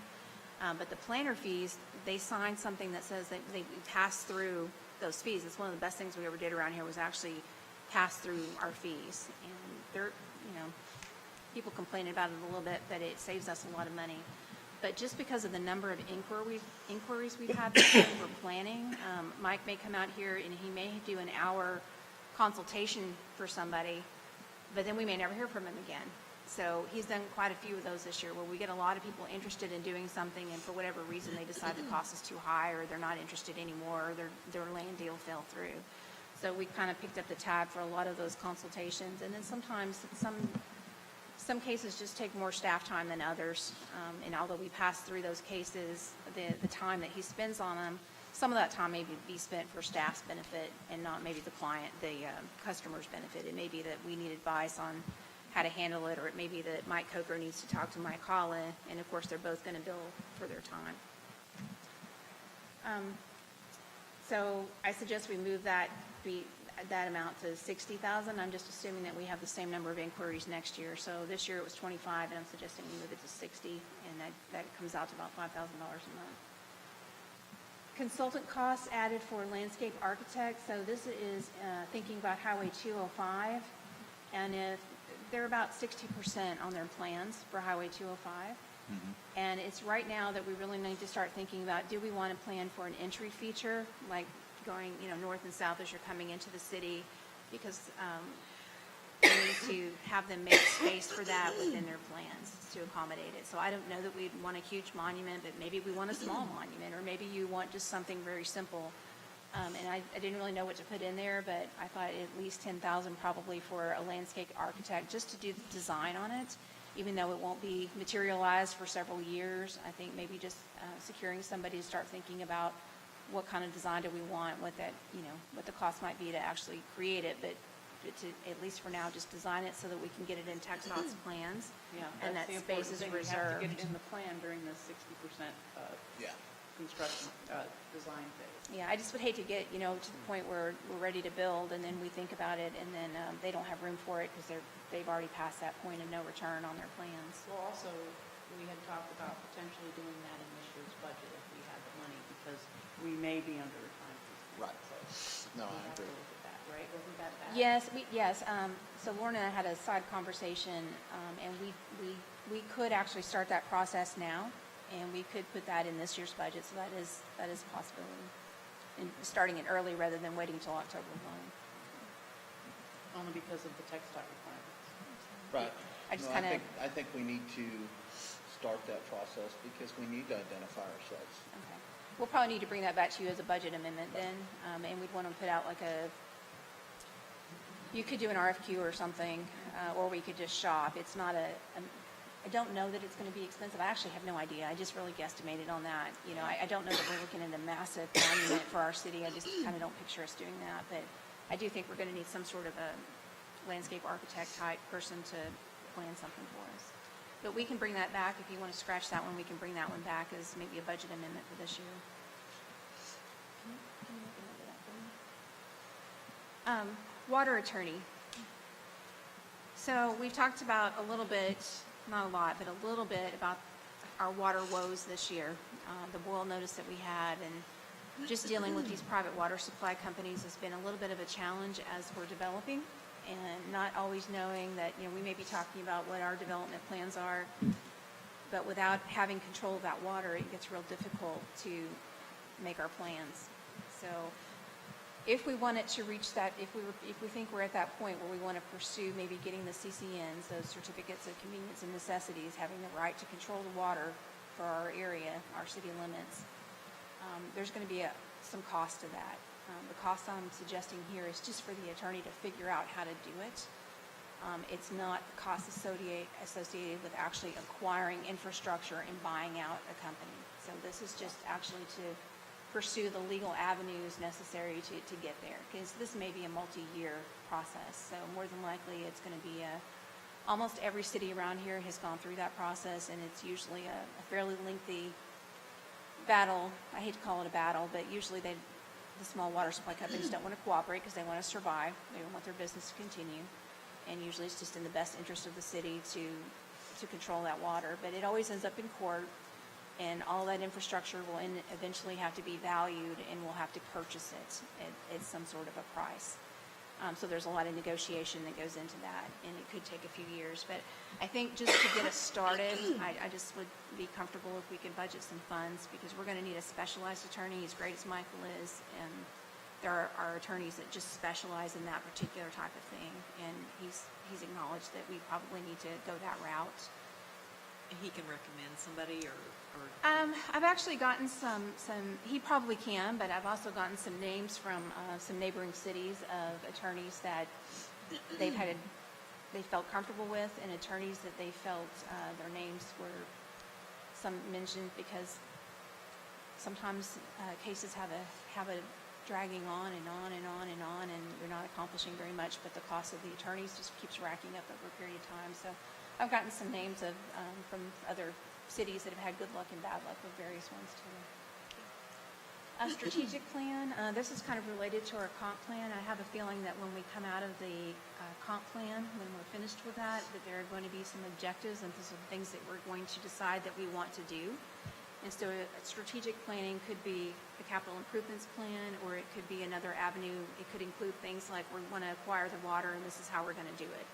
And it would lay out some of those more specifics. It could be that we decide to do a strategic plan that covers the next 3 to 5 years, and it lays out very specific things that we want to accomplish and get done. So to do one of those plans, I put in a number. It may be the number, it may not be the number, but I put in a guesstimate where I think a city our size that's a reasonable number for a strategic plan. I think we could probably get it for less than that, but just so we have some number in there, that's what I put in there for now. Okay, capital expenditures. Something will break. I don't know what yet, but something will break. So I put in $10,000 for undetermined needs. You can just count on something going wrong, so I put that in. For road improvements, we control half of Pullen Road. We own half of Pullen Road. Just about all of Klutz now. A good portion of Smith and one side of Dow Road. General maintenance includes things like road repairs. If you go down Klutz, I've just asked the county to repair Klutz. It's got potholes like you wouldn't believe. It's got kind of a washboard effect. All this rain this year has washed everything out.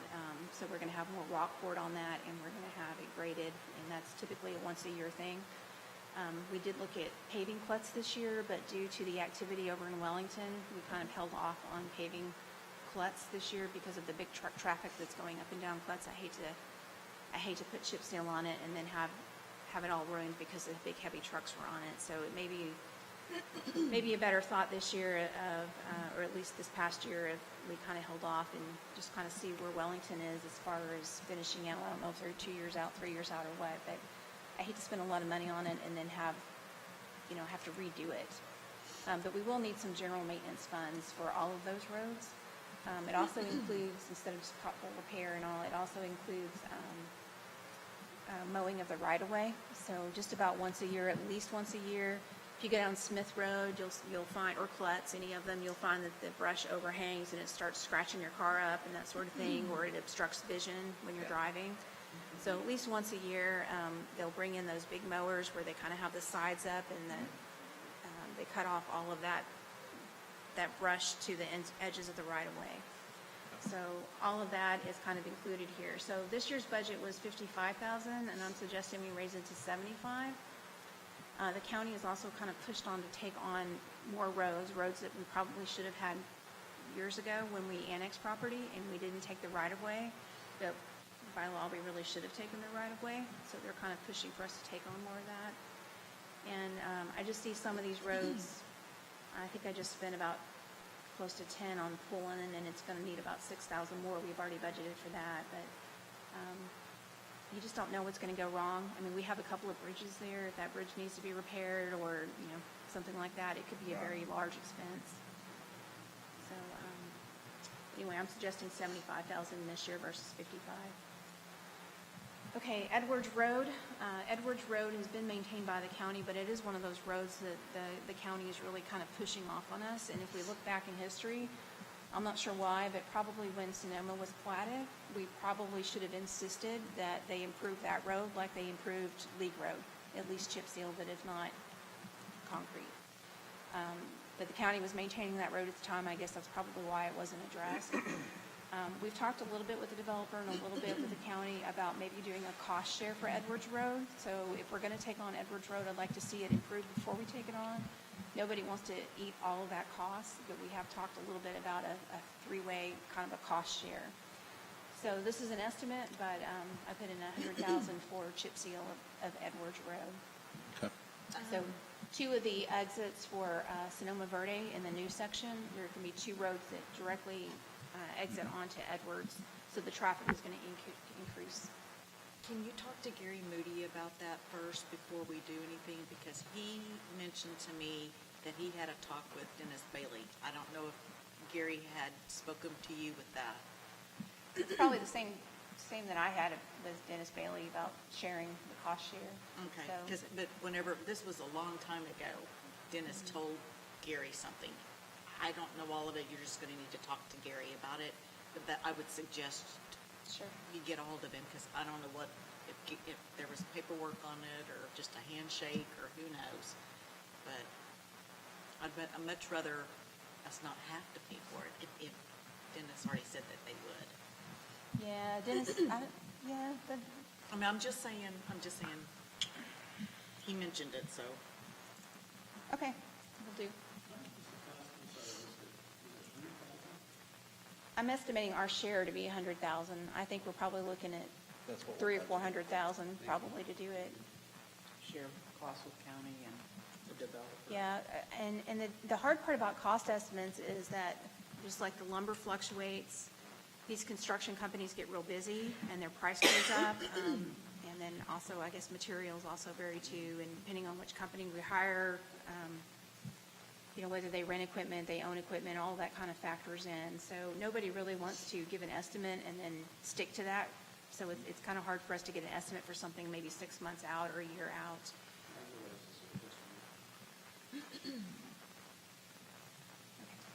out. Public safety, so we're not dealing with a lot here. Well, it is a lot, I guess. The SAFER, this is the last year is what we're in now on SAFER, so we have to make up that last 35% of what they've been paying for the personnel costs. So that amounts to $117,600 to make up for that funding. As far as operational costs, that's not so much. We did need to add a little bit to the fuel budget. We didn't quite. It looks like we haven't yet, but it looks like probably by the end of the year, he's going to be a little bit over on the fuel budget. And I used to ask why, because I just understand how we were spending so much gas on the trucks, but they have to leave them running a lot of the time if they're on a call or for whatever reason, it's an operation for one. It's not just, if it looks like it's just sitting, but sometimes it has to be running while it's doing that. During that ice storm, it ran a lot. Well, and the unforeseen also happens on that side of it when gas jumps 20 cents a gallon That too. overnight. You can't always budget for that. Nobody likes it, but gas is going through the roof. And that may be part of what was here this year, that and the ice storm kind of combined. Maintenance and operations, we budgeted $7,000 for this year. Oh, I'm sorry, we budgeted $12,000. We think by the end of the year we'll only spend about $7,000. So that's just for the current station. So what we did is just about doubled what this year's projection was. So we put it at 15. It's a little bit of a guess because it's a new station. I don't know exactly what it's going to cost. So we just kind of had to. Because it's new. choose a number and It's go under with what we warranty. think. Everything should be under warranty. As far as like water and electricity, we doubled the cost, is what we estimated. It could be more than that, I just don't know. So it may be that we get into a quarter of the budget year and we make an adjustment. But I think that's probably at least safe. I think it probably will at least double. Okay, other expenses, if you do a salary increase, there will be a corresponding payroll tax increase. It just kind of works that way. Retirement plan contributions, you made the big adjustment last year, so there is a little bit of an adjustment in the rate this year. A lot of factors play into that, including the age of the individuals that work for us. Some are older, some are younger, and people retire in different ages and stages, and all of that kind of plays a factor in there. And then, of course, last year you went from the 5% to the 7% contribution and the 2-to-1. Health insurance projected increase, we put in 7.5. They told me anywhere between 0 and 10. So we went with 7.5. Workers' comp, they told me definitely 25% increase. Unfortunately, when you have public safety guys, they get hurt doing their jobs. So lots of twisted knees and ankles and things like that. So fund balance. So this year we spent $400 for the wastewater line. We haven't spent it yet, but it was allocated for it, and for the new fire engine. Chief is actually out this week doing the final inspection on the fire engine.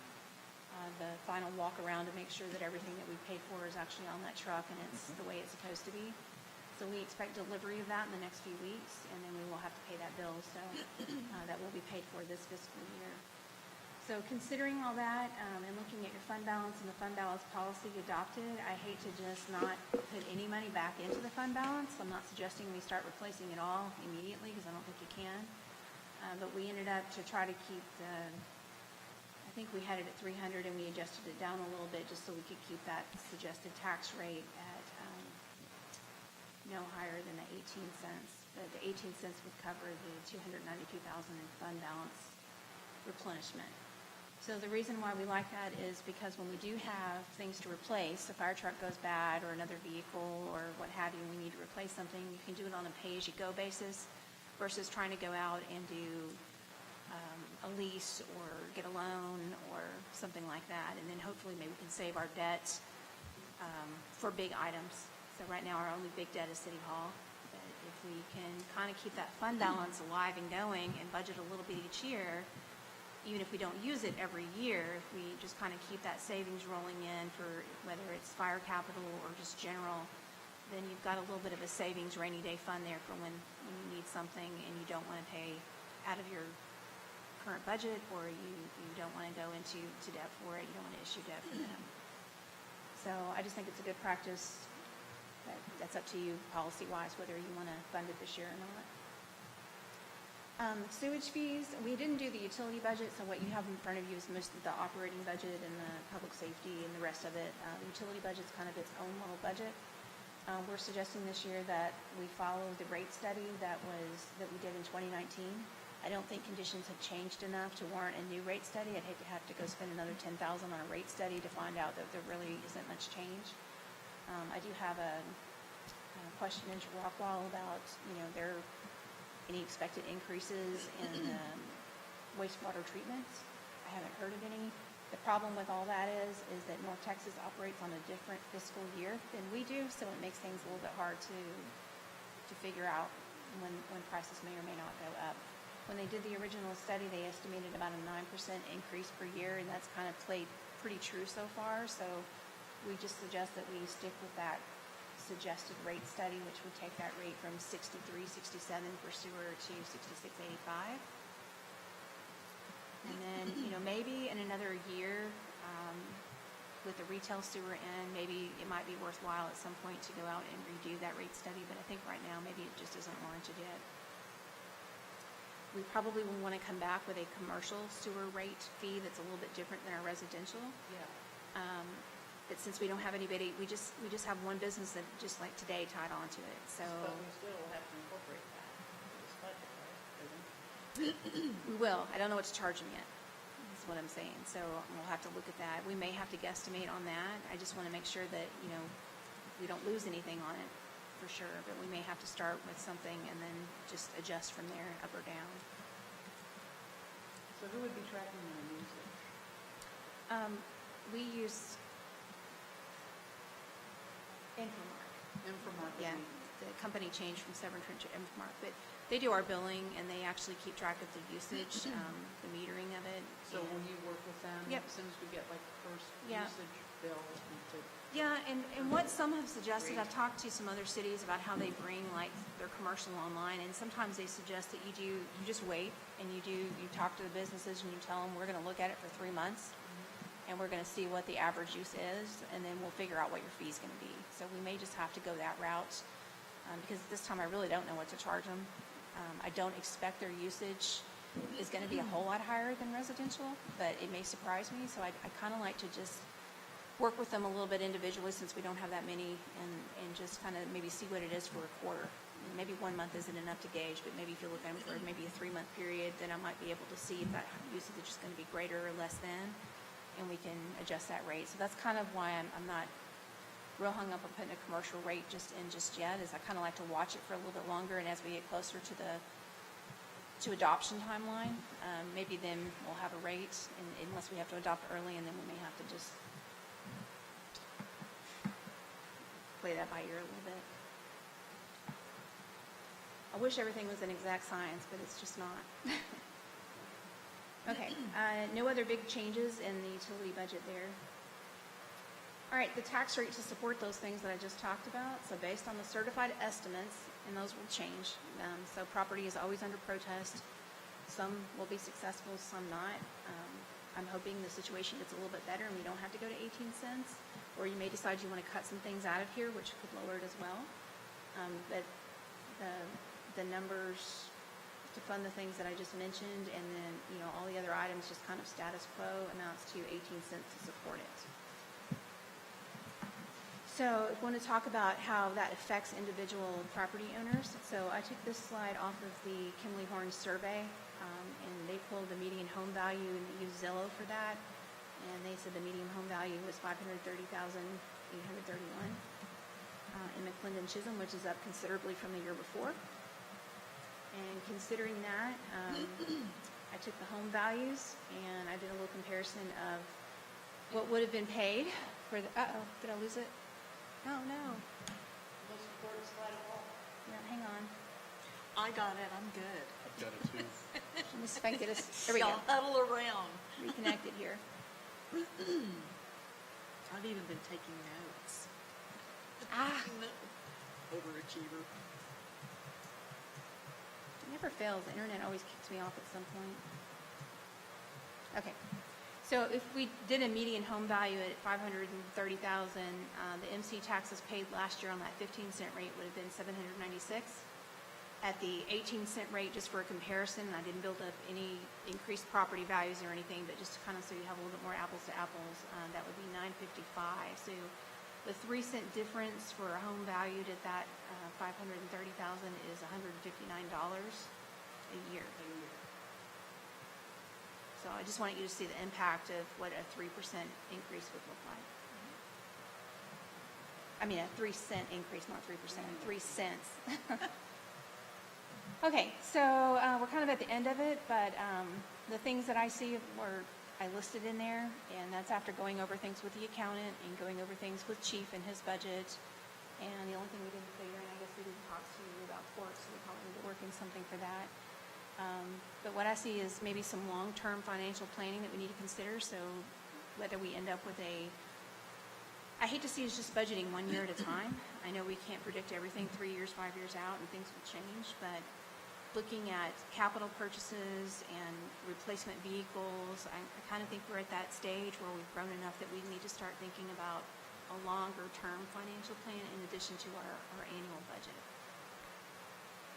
So just my thoughts. And then whatever you all want to talk about, cut, add, that's kind of where we are. So whether you want to think on that and sleep on it and then email me your individual thoughts, please don't do it back and forth with each other, but if you'll send them directly to me, I can bring that information to the next meeting, or if there's anything now that you feel strongly about, we can address it. And I've talked an awful lot, so it's your turn. Do your homework and send them directly to Lisa on what you get out of it. Would you be able to do another pie chart comparing, showing what the 2022 budget allocation would look like? You know, the With one- this, that in there? with this budget? Is that feasible? Yeah. And then, Yeah, we could do can you that. do a bar graph comparing the 2021 and 22 budget in total? Okay, so the existing 21 versus what we've kind of done here as staff on the proposed? Yeah, we can do that. And then can you show us if it would be at a 16 cents and a 17 cents? Yep. And as far as that too, I know there is a little bit of a jump on your spreadsheet there. You can count on about a $27,000 difference for every half cent. Okay, 27K for every half cent. Right.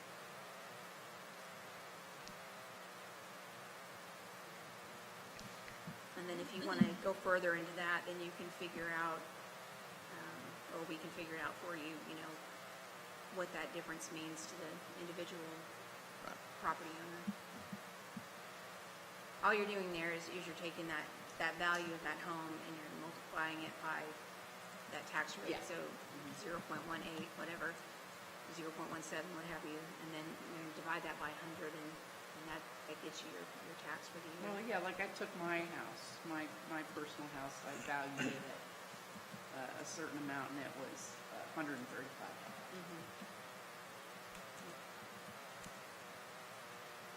But yeah, we can expand that little chart so you don't have to do the math on it and put the 16 and 17 in. But unfortunately, just, you know, general prices go up, just inflation for city operating costs. None of our consultants have asked for any more money, which is a good thing. The rest of it is really just policy decisions up to you all. What you want to keep, what you want to cut. So in 2 weeks, we should prepare to discuss by line item. Yeah, I'm ready now, so whenever you want to do it, but if you want I think to, Mayor would prefer for us to study it a little bit. I want you guys to review it, come Yeah. up with your 'Cause I wrote a questions, bunch of notes and stuff, so I'd like to. send them to Lisa, and then we'll if there's address them any at the next program budget meeting. changes, personnel changes you want to make, if there's, you know, just whatever, just jot them down, I guess, and send them my way, and we'll go about it that way. We'll figure out how to present it in the next meeting. If you could give it to me in a week so that I've got a week to kind of pull it together, it takes me a little time to work with Ray on, So June 16th. yes, Gotcha. to work on the Alright. charts and the graphs and that sort of thing. I've got to kind of work around his schedule a little bit too, and he always checks my math, so. All right, it's 9:07. Special meetings adjourned, or budget meeting, budget workshop adjourned.